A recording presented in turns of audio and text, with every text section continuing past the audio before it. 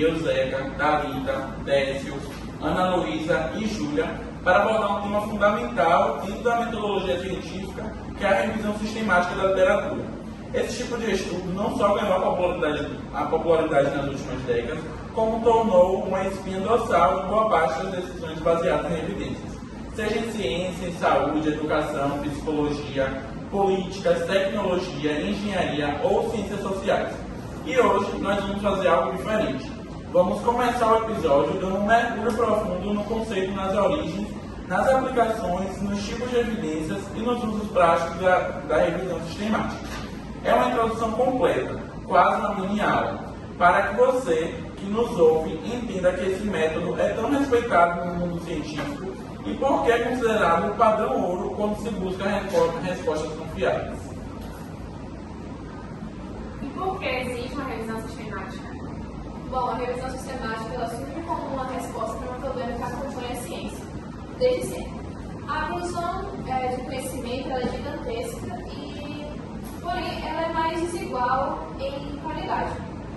Com o avanço das bases digitais, a velocidade de publicação cresceu absurdamente. Hoje, por exemplo, só na área da saúde são publicados cerca de 2 milhões de artigos por ano. Ninguém consegue ler tudo, ninguém consegue acompanhar tudo, e por consequência é muito mais fácil que um pesquisador, profissional ou gestor tome decisões baseadas em estudos isolados e muitas vezes contraditórios.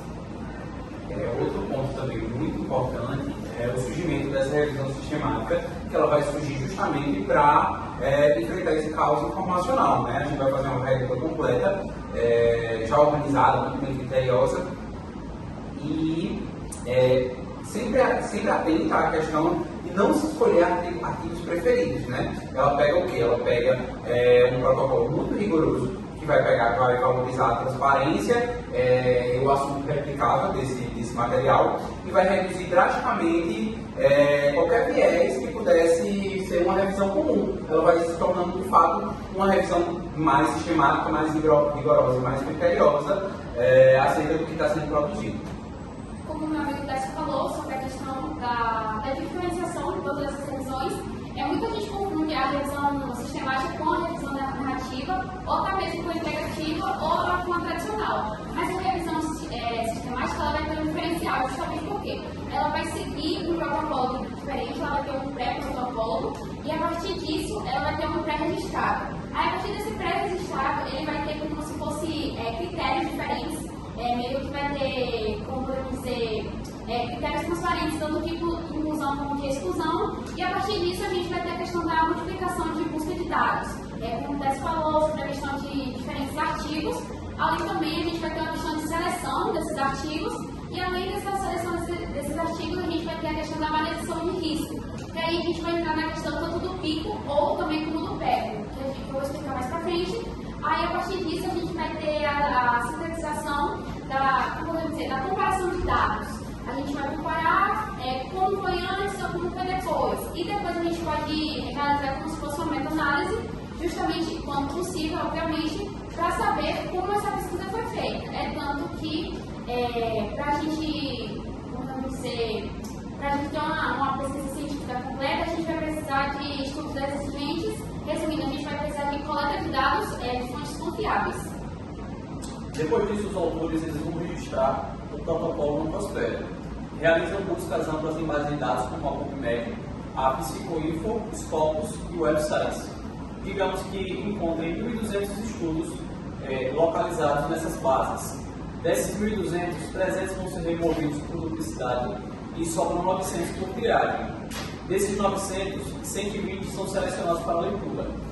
Depois desses 120, 32 são finalmente incluídos.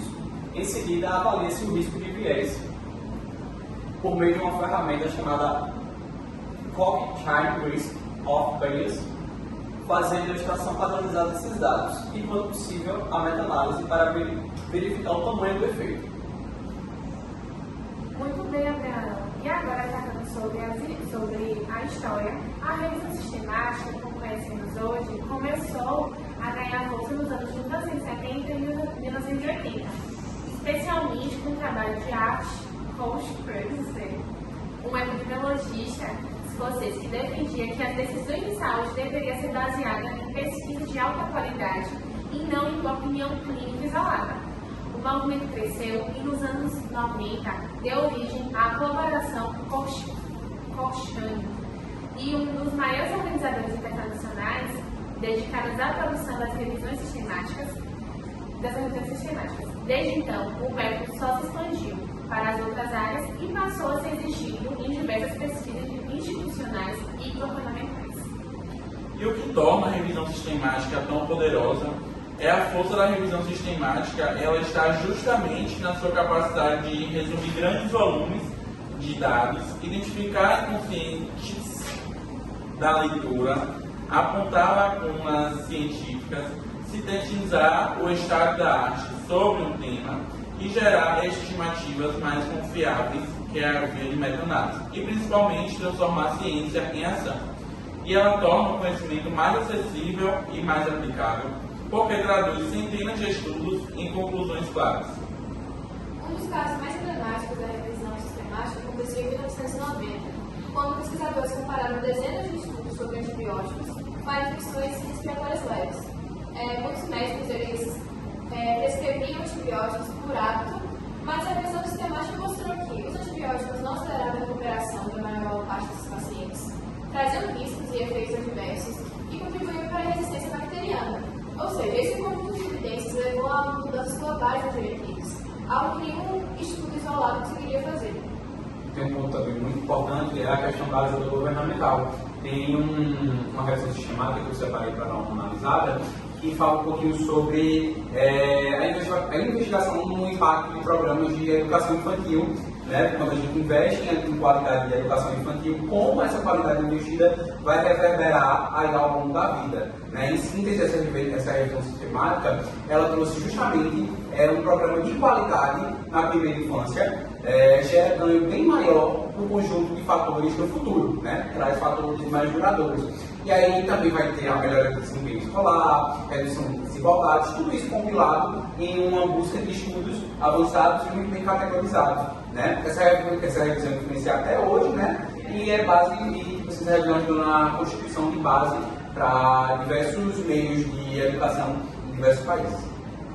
Agora eu vou tentar trazer um exemplo bem fácil, bem prático, para vocês conseguirem entender como é que aquela revisão ela vai estar centrada na questão de, como podemos dizer, de formulação de perguntas. Então, o que acontece? A gente meio que vai ter o pico, e esse pico ele vai ser dividido em quatro partes.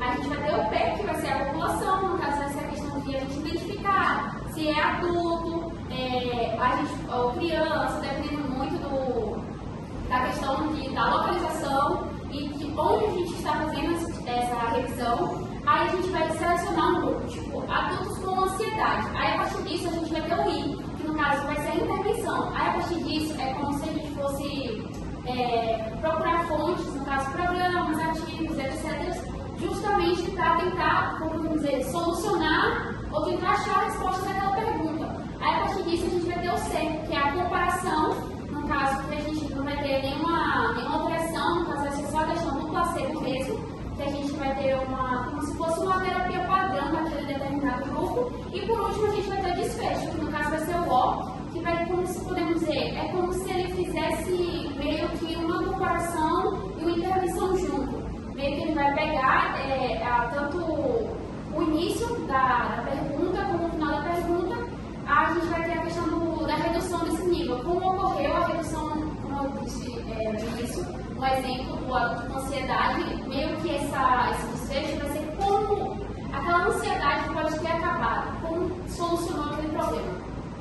E vale dizer que hoje muitas áreas usam a revisão sistemática como base oficial para decisões, como por exemplo a medicina baseada em evidência, diretrizes clínicas, por todo mundo, relatório do IPCC sobre mudanças climáticas, políticas públicas educacionais, gestão ambiental, saúde ambiental e psicoterapia, intervenções tecnológicas em modelos computacionais e estudos de impacto social. Ou seja, não é um método restrito exclusivamente à saúde, é um instrumento transdisciplinar essencial para qualquer área de trabalho com evidência.